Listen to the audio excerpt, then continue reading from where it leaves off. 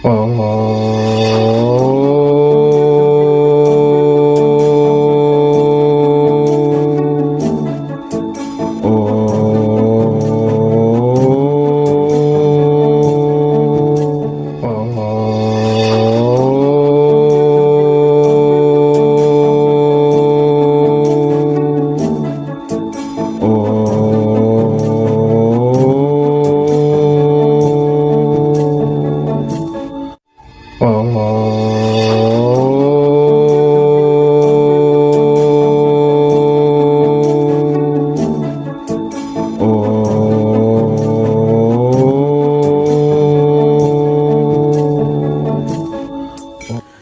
जय साईं राम। नमस्कार, मैं ब्रिजमोहन सूरी स्वागत कर रहा हूं आपका आपके इस चैनल पे। आज मैं लेकर हाजिर हूं नया विषय।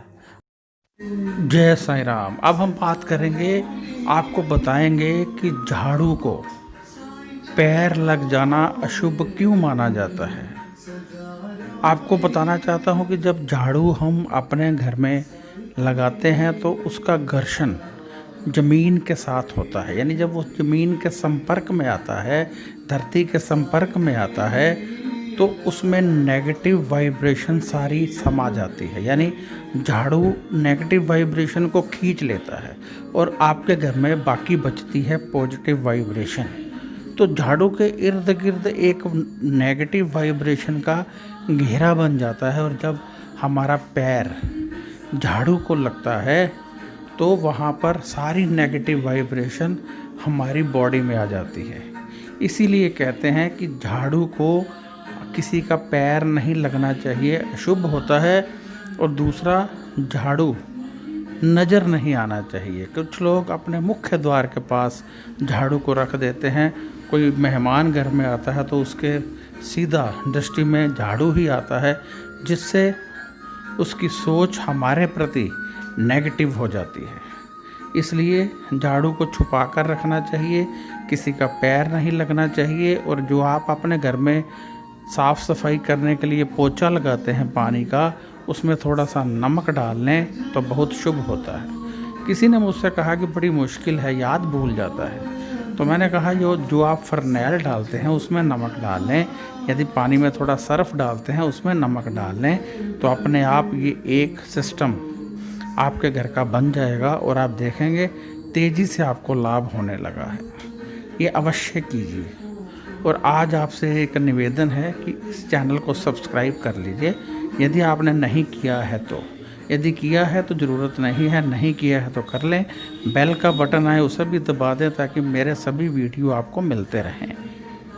अब मैं यहाँ आपसे इजाज़त चाहूँगा। मैं ब्रिजमोहन सूरी क्षमा चाहता हूँ, यदि कहीं कोई भूल चूक हो गई हो तो मैं क्षमा चाहता हूँ। तो आपसे मैं इच्छा रखता हूँ कि आप अधिक से अधिक दिल से ये उपाय करेंगे। जो मैंने उपाय बताए हैं दिल से करेंगे। और यदि आपको कोई सवाल हो तो आप व्हाट्सएप कर सकते हैं। फ़ोन यहाँ कोई नहीं उठाता है, आप व्हाट्सएप कीजिए। और यदि आप जन्म कुंडली दिखाना चाहते हैं, हमसे दिखाना चाहते हैं, आप चाहते हैं मैं खुद देखूं, तो आप व्हाट्सएप कीजिए। 800 रुपये हमारी फ़ीस है, आप पे कीजिए।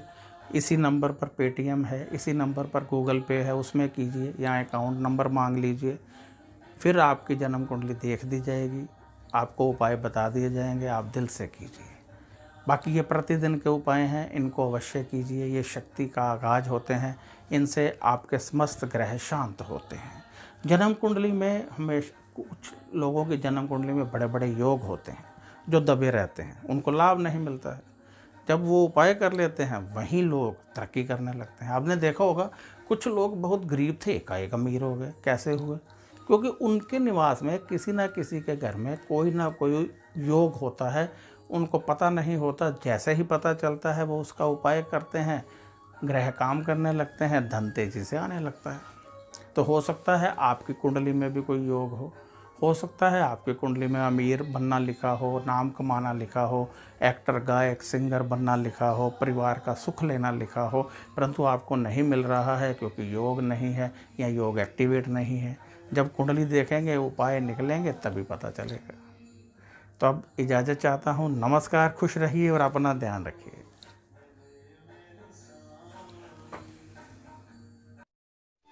ओम